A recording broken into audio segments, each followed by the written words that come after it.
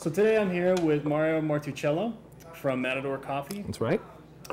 Welcome to the Zonie Report. Thanks for having me. And why don't you tell us a little bit about the company?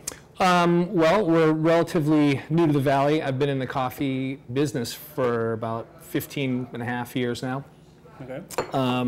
What we do is essentially wholesale coffee roasting. We provide coffee to all sorts of restaurants, coffee shops, anybody who needs coffee on a wholesale level. What we also do, which is a little bit more unique, is boutique coffee roasting. So we do individual private roasting. We do private labeling for companies who don't necessarily sell coffee, but want to use it as a marketing tool. What are we drinking today? You're drinking a Costa Rican Brazilian blend. Cool. Is that the reason I'm sweating? Possibly. Okay. Possibly, yeah. Okay, I got the cat. I could turn it up. Yeah, I could turn it up a notch.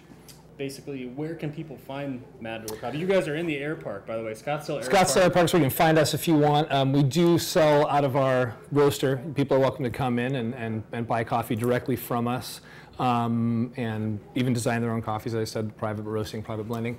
But if you're out in the field and you want to get our coffee, we have, we're at Three Roots Coffee in Tempe for just coffee houses. We are at Cardin's in Chandler. We are at all the Pita Jungle locations.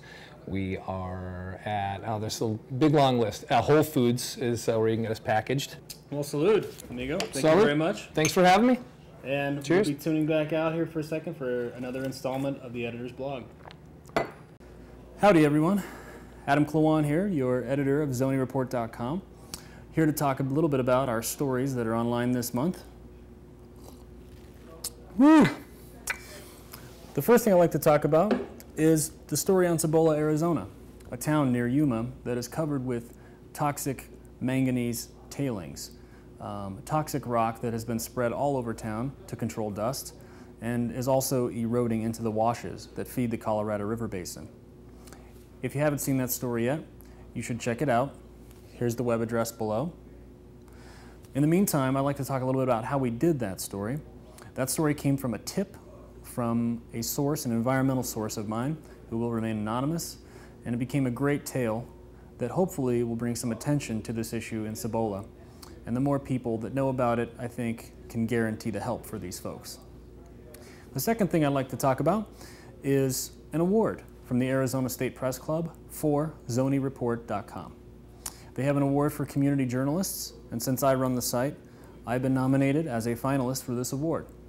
Just thought you all would like to know that in our little corner of the web, there's plenty of good journalism out there. Thanks for clicking on ZonieReport.com, and I will keep you apprised of this new development, which I'll know for sure in about May, early May, whether we've actually won the award. However, I have to say it's a total honor to be named as a finalist. I appreciate that. Thank you, Arizona Press Club. The last thing I'd like to mention is stay tuned for an podcast of ZonieReport.com. That's right. We've taken all the MP3s that we've gathered so far, just about a handful or so. We're putting them online through iTunes. That means you can download any of the interviews done with any of our correspondents, including some MP3s from our multimedia stories, and listen to them on your iPod for free. So stay tuned for more on that, as well as more stories from northern Arizona, southern Arizona, and the Native American reservations.